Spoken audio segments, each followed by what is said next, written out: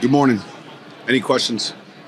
Yeah, just on Judy and Sutton. How did that all kind of get started as far as trade rumors and where you? I think it's pretty common every offseason.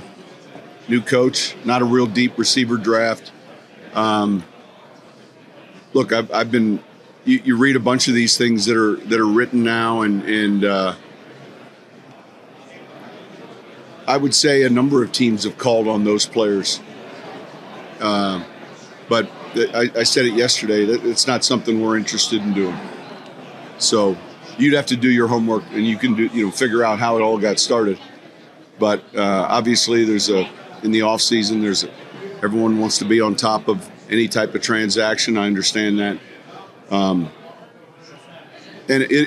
it'll continue, I'm sure, as we get closer to the draft. If you really look at the draft and you look at the receiver depth in the draft, it's not a real deep draft.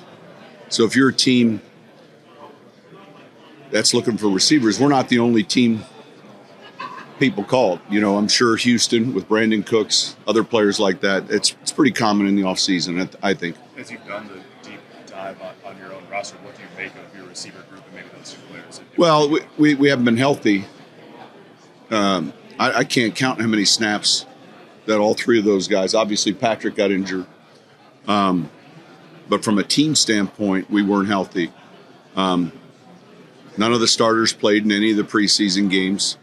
There wasn't any 9-on-7, 1-on-1s, and so the approach was much different than I'm used to.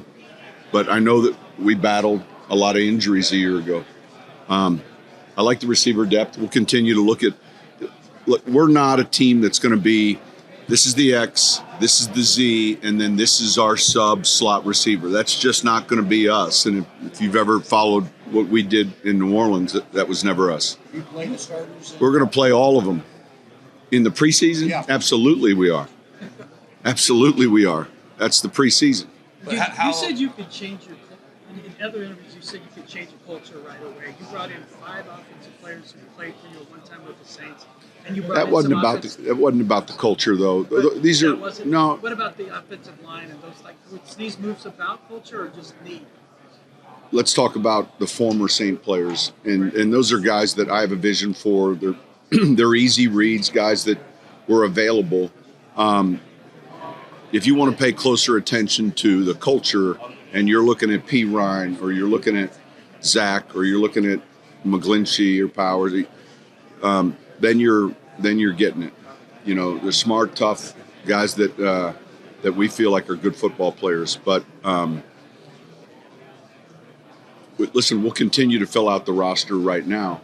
Obviously, we're in our early 70s. We've got to, we don't have enough draft picks. We're going to sign, obviously, players after the draft like every team does, and we'll get to 90. But the key is to get to the best 90 right now for us. And then when we're talking about a player, do we have the right vision for what we see this player being?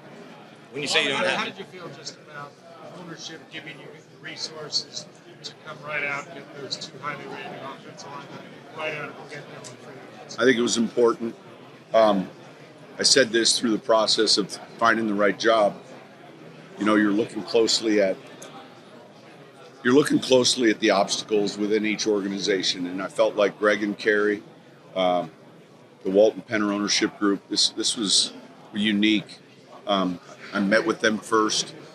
I would say it was really productive, and then as the process, the one thing we couldn't control, obviously, is the compensation relative to a trade, but ultimately it was the most important thing for me was finding an ownership group that's committed to winning and having a first-class organization, and I know I've found that. Greg said at the end of the season. Greg Penner said at the end of the season that they're going to really deep dive into the injuries that happened. As you come in and kind of take a look at that, what's the biggest change that you see? Well, I don't know that there's one bullet point. There's probably a series of things. Typically, when you have a season that went like it did last year, there's a lot of there's a lot of people with dirt on their hands, not just one thing, you know. Bo Lowry, we hired. I've worked with Bo. He's outstanding. He'll head up the training room, strength, sports, science, all of that. And he's someone that is outstanding. It's hard in our league. I would say the training room is one of those rooms where it's hard. The grass is always greener, right? You know, you don't. And for a period of 5, 6, 7 years there, I watched it flip with him and the trust with the players and getting treatment. So much so, this past offseason, Drew had a shoulder procedure done, separate from football. When the surgery was finished, he flew to Baton Rouge to have Bo and his group work on it. And so, you know, that's something you earn with your players. And he's got an amazing way about him, and he's also very well respected where he did his fellow, you know, the doctors that he's worked with. We're lucky to have him. So that's just only one element, I think, of your question. You know, I can't look back and say, all right, this is why all these different things happen. But I do know we're playing tackle football, and you have to practice tackle football. And What happened to him? A lot of your signings were special teams. So how important has that been in what you've been doing the last couple of seasons? What do you want to do to get this thing going? I think it's awfully important. I think it's one way to improve your team pretty quickly. I don't think we were very good last year in the kicking game, quite honestly, for a number of reasons. You know, I've got a guy like Ben Kotwika and a guy like Mike Westhoff. Those are considerable resources that I think can help us. And so it would be silly to have those two along with Chris Banjo and then not have a punter or not have the correct holder or even a returner that we're still working on. So it's got to be an important point of emphasis. And obviously, if you believe in hidden yardage and you understand yards equal points, each play you're fighting for those yards. So that's an area that we felt like we needed to improve dramatically. After meeting with potential Commanders owners, have you had a conversation with Ron Rivera at all? And is it an awkward position to be in a coach, to be courted for a position that a coach already has a job? Right? No, none of that. All of that, I think, was blown a little bit out of proportion. But Ron and I are good friends. Sean, I want to ask one about Dan Campbell real quick. Obviously, he speaks very highly of you. What is it that you saw in Dan initially that made you think, you know, he's... So Dan and I were in New York together. We drafted him. I was one of the coaches. I was the offensive coordinator. And then when I got to Dallas, we signed Dan. Parcells asked me, you know, is this a guy we want? And so we brought Dan to Dallas. And then when his career was finished, spent a number of years trying to hire him. It's kind of difficult, you know, to get a coach who's under contract. And I was finally able to do that. He's smart. He's tough. He's passionate. I think we're in the passion business, and certainly Dan is. He's a tremendous teacher. And he's someone that communicates extremely well with his players, like extremely well. And sometimes it's not what they want to hear, but I think they appreciate that, and it's really good to see him doing well. I felt like we watched like some of the toughest games for Detroit there for a stretch, and it was great to see like that turn.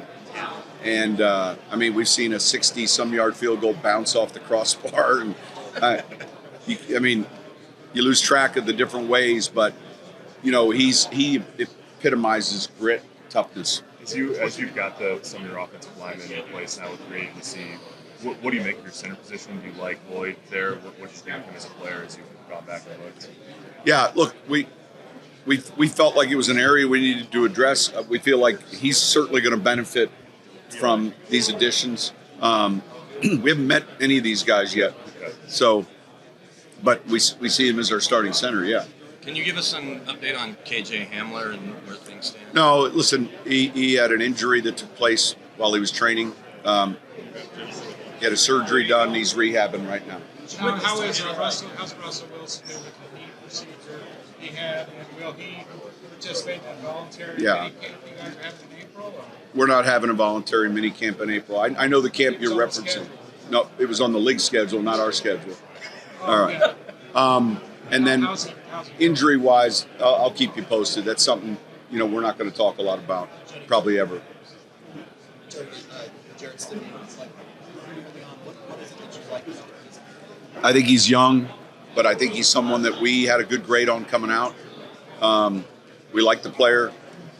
I think he played well in the two starts he had this year. If you study closely the San Francisco game, he's smart at the line of scrimmage.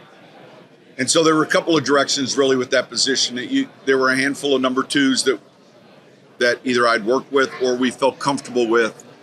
But in this case, I think it's a number two that his arrow is moving in a direction where, we feel like he can become an NFL starter in our league.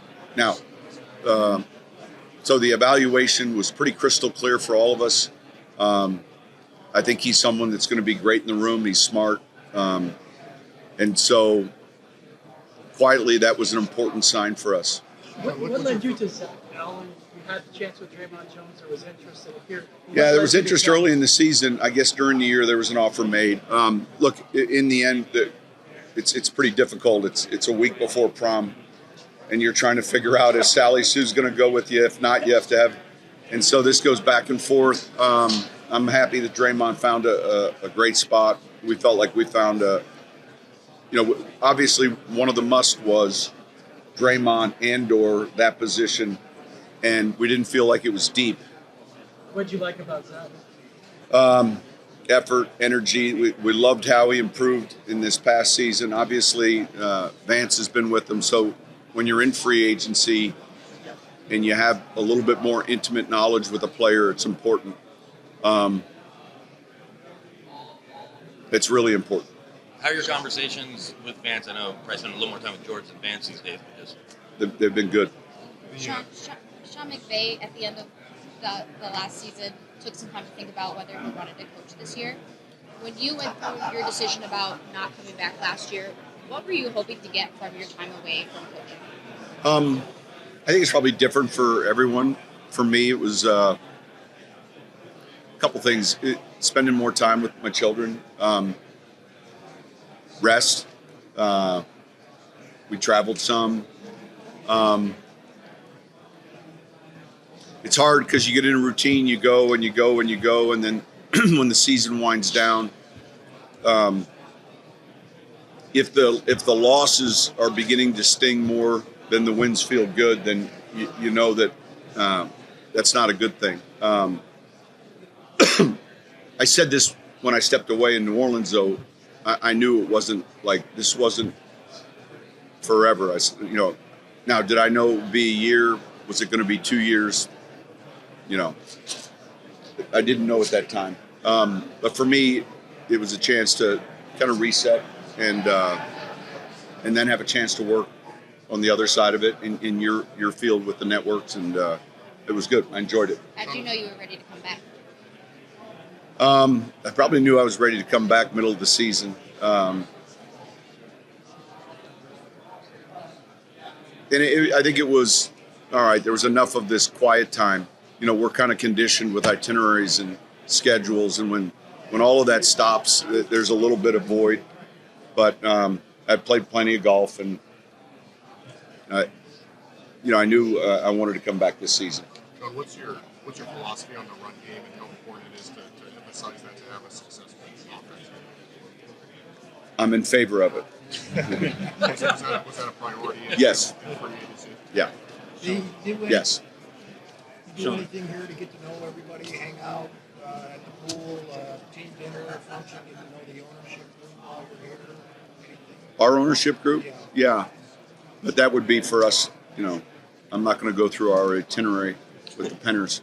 But in general, when you're back at whether it's Super Bowl doing stuff, combine, and now here, do you feel a renewed enthusiasm? Yeah, after taking your yeah. Look, I've done this a long time, and I know a lot of the people, the coaches, a lot of the owners, not just our own ownership group, many of the other owners, some of which I've worked for, and some I've just known for 16 years as a head coach and 22 years total. So it's good to be back and see, and not just it's everyone. It's not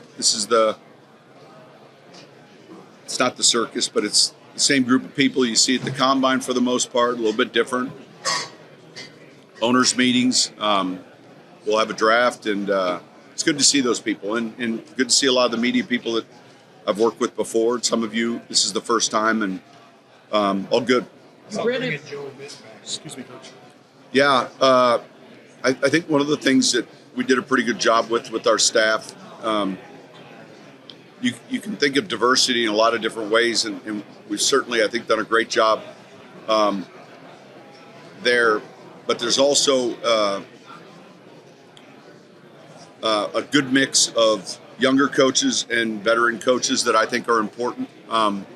We're excited about that.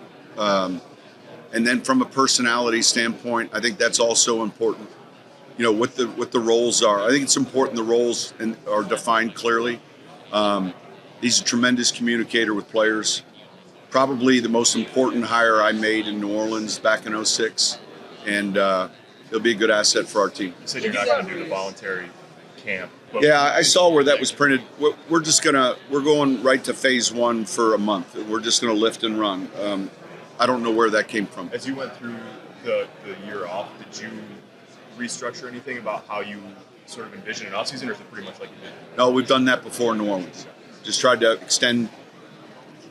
There's a progression, I think, when you train athletes, and I think we're too quick to move out of phase 1 into football after 3 weeks of lifting and running, and that's not enough time. Sean, I know you've hit the ground. What separated Ben Powers and Michael Bush from other creation possibilities? Good question. Look, I think you evaluate these players and you look at all the tape, and then you look at the makeup and the intelligence, and we felt like they were really good fits for what we want to do. There was a consistency, that you saw, that you felt like you were getting each week. Health, makeup, all of that gets factored in. Was P-Run more than a third down guy, or how did you see some?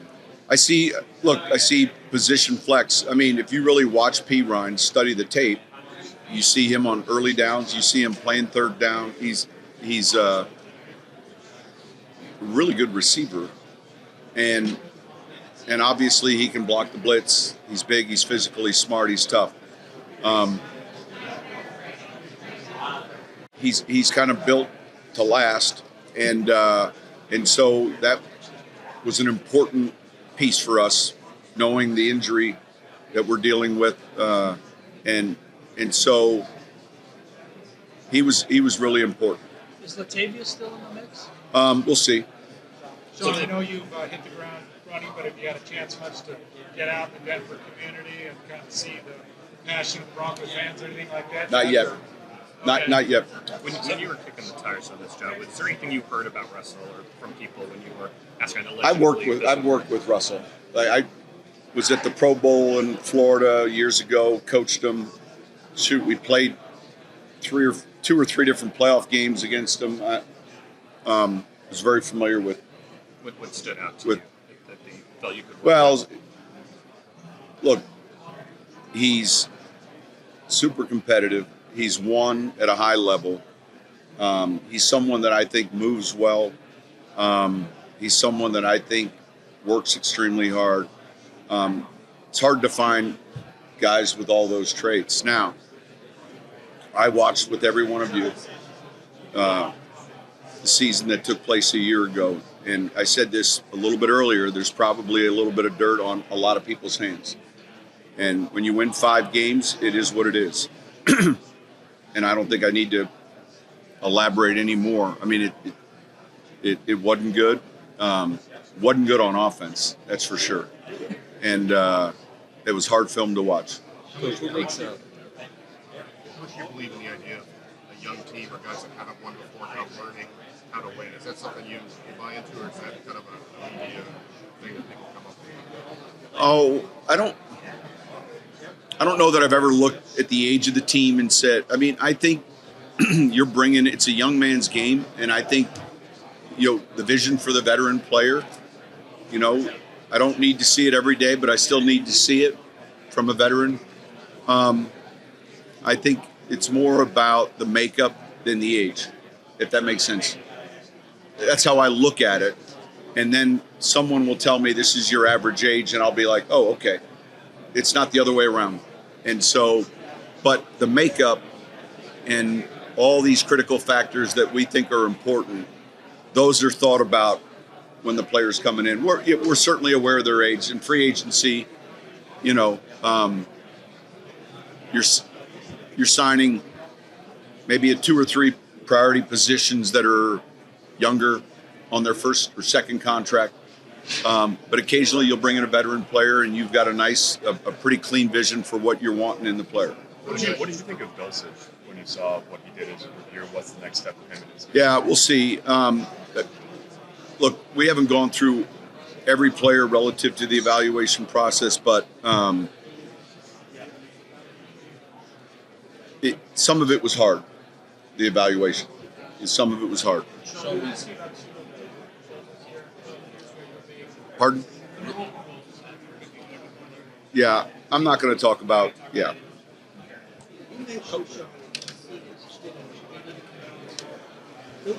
What I said is I think there's upside in this player. So here we are, we have a young player. I think there's certain players that we saw in free agency, there are 2. And can they come in and play and start? Yes. I think you get that with Jared, but I also think you get a player who's still ascending. I mean, if you watch the 49er game, have you seen that game? That's impressive against a good defense. And so he was a priority for us, like quietly. And fortunately, it worked out where we were able to get him. Was that Davis Webb connection too?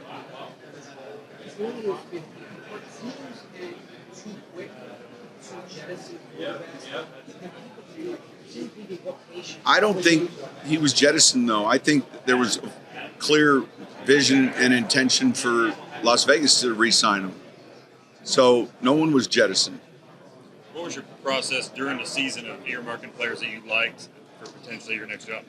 I don't think I was doing that. I mean, I was worried about pronouncing their names right on national TV. I wasn't looking at putting together a list.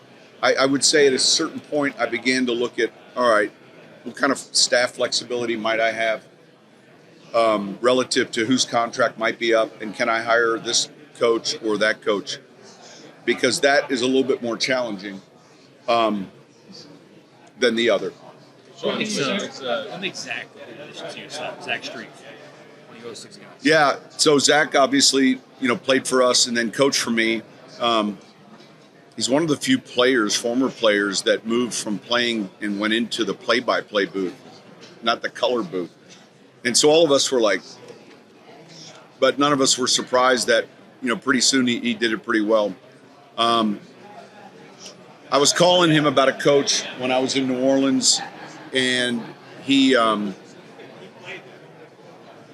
told me what I wanted to hear, and I was hiring a line coach, and then I was going to hire an assistant line coach. And the next day he called me back and said, hey, I'd be interested in the assistant line job. And I'm like, well, I thought you were a play-by-play guy. He said, I want to be a line coach. I said, all right, come in tomorrow. And so I hired him the next day. There's certain people you get to come across in your lifetime that you just know are achievers, and that whatever it is that they don't know, they'll figure out quickly and be successful. He's one of those people.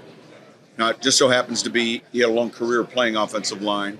And so I know he continued coaching that position last year.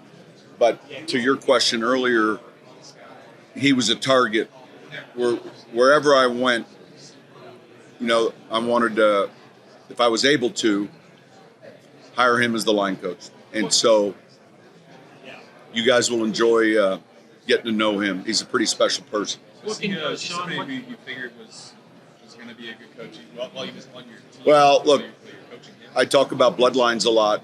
So his former head coach, the late Randy Walker, I coached under at Miami of Ohio.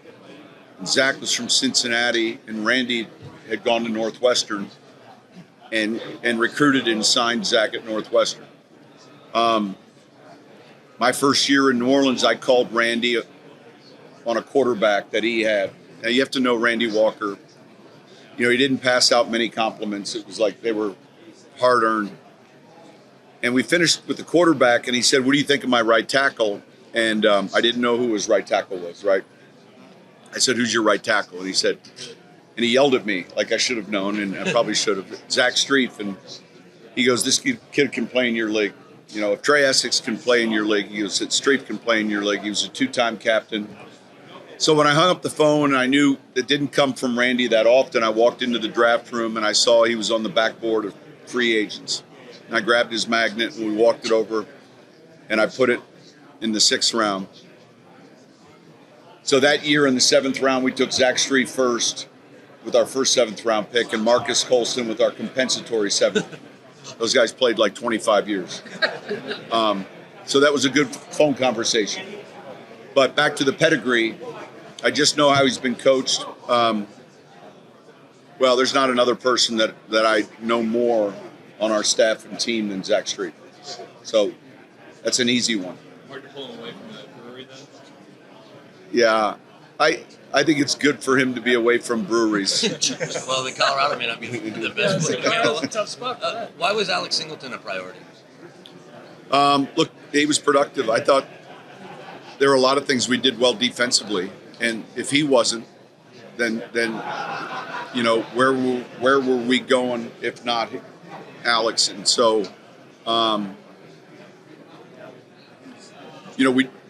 the mistake sometimes we didn't take that at all for granted. Like, oh, he's just going to return. Like, there was a lot that went into that, and so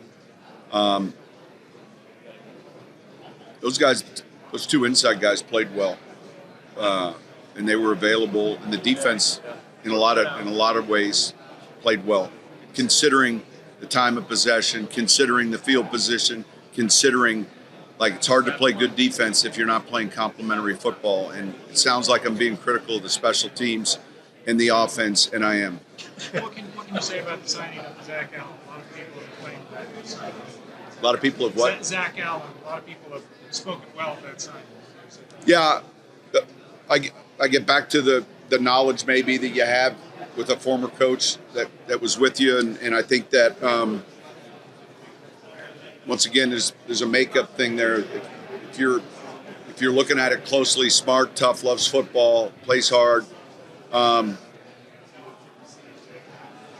mean, all the things that we're looking for. Last one, Troy, Coach, you have 8:30. Yeah, last one. Tremont Smith, a candidate, then he's going to for a Nick's cornerback position and return. And are you comfortable with Damari opposite of Patrick? Yeah, Anderson? look, with Smith, I see a player that obviously competes outside of corner, and I see an elite special teams player. So corner, special teams, I see 24 snaps. I mean, you got to look at it that way, and so the vision is pretty clear. All right, thank you. Thank you, Coach.